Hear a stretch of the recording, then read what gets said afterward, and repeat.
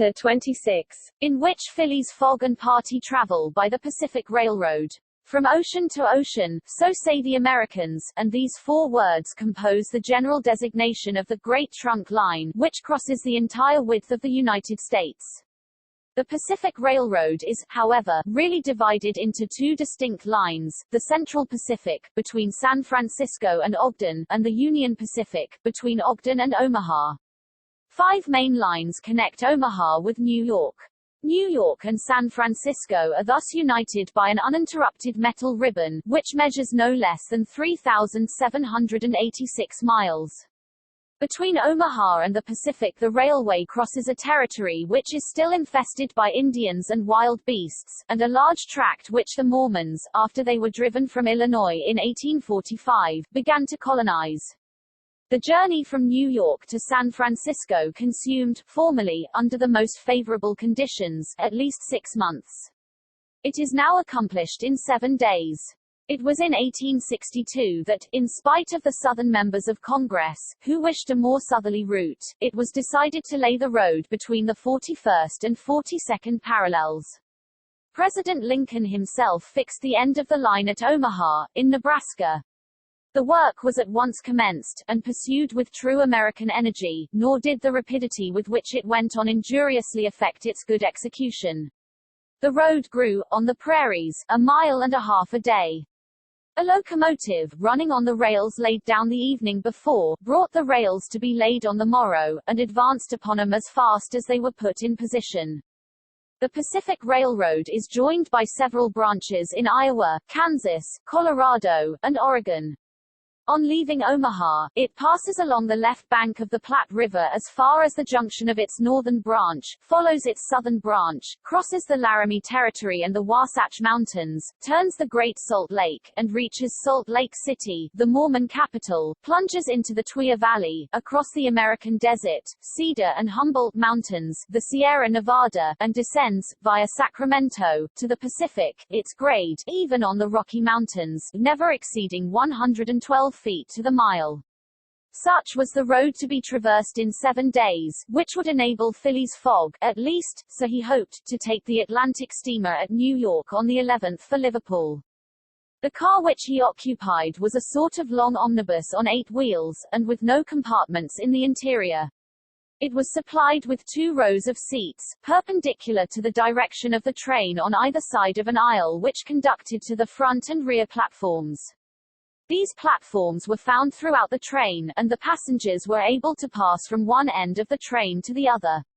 It was supplied with saloon cars, balcony cars, restaurants, and smoking cars. Theater cars alone were wanting, and they will have these some day. Book and news dealers, sellers of edibles, drinkables, and cigars, who seemed to have plenty of customers, were continually circulating in the aisles. The train left Oakland Station at 6 o'clock. It was already night, cold and cheerless, the heavens being overcast with clouds which seemed to threaten snow. The train did not proceed rapidly, counting the stoppages. It did not run more than 20 miles an hour, which was a sufficient speed, however, to enable it to reach Omaha within its designated time. There was but little conversation in the car, and soon many of the passengers were overcome with sleep. Passepartout found himself beside the detective, but he did not talk to him.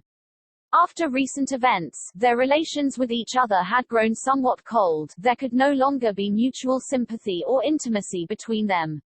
Fix's manner had not changed, but Passepartout was very reserved, and ready to strangle his former friend on the slightest provocation.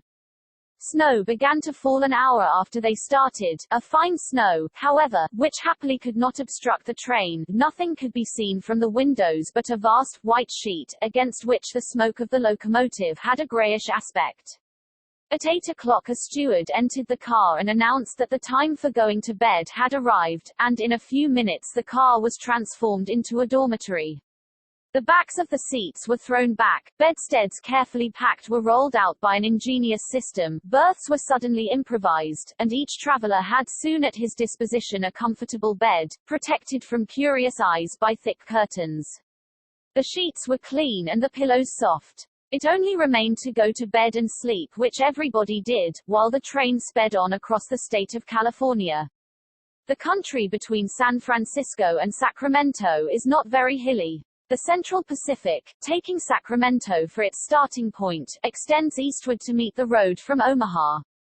The line from San Francisco to Sacramento runs in a northeasterly direction, along the American River, which empties into San Pablo Bay.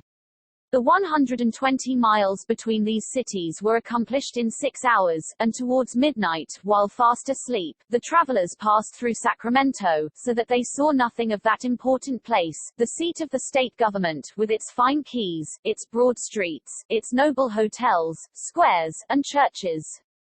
The train, on leaving Sacramento, and passing the junction, Rocklin, Auburn, and Colfax, entered the range of the Sierra Nevada. Cisco was reached at 7 in the morning, and an hour later the dormitory was transformed into an ordinary car, and the travelers could observe the picturesque beauties of the mountain region through which they were steaming. The railway track wound in and out among the passes, now approaching the mountain sides, now suspended over precipices, avoiding abrupt angles by bold curves, plunging into narrow defiles, which seemed to have no outlet. The locomotive, its great funnel emitting a weird light, with its sharp bell, and its cow-catcher extended like a spur, mingled its shrieks and bellowings with the noise of torrents and cascades, and twined its smoke among the branches of the gigantic pines. There were few or no bridges or tunnels on the route. The railway turned around the sides of the mountains, and did not attempt to violate nature by taking the shortest cut from one point to another. The train entered the state of Nevada through the Carson Valley about 9 o'clock, going always northeasterly, and at midday reached Reno, where there was a delay of 20 minutes for breakfast. From this point the road, running along Humboldt River, passed northward for several miles by its banks, then it turned eastward, and kept by the river until it reached the Humboldt Range, nearly at the extreme eastern limit of Nevada.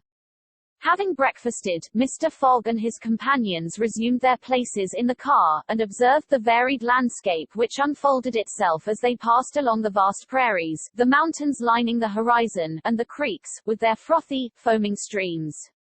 Sometimes a great herd of buffaloes, massing together in the distance, seemed like a movable dam. These innumerable multitudes of ruminating beasts often form an insurmountable obstacle to the passage of the trains. Thousands of them have been seen passing over the track for hours together, in compact ranks.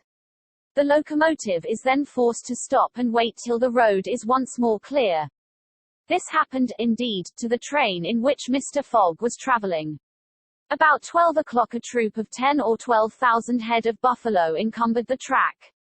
The locomotive, slackening its speed, tried to clear the way with its cow-catcher, but the mass of animals was too great.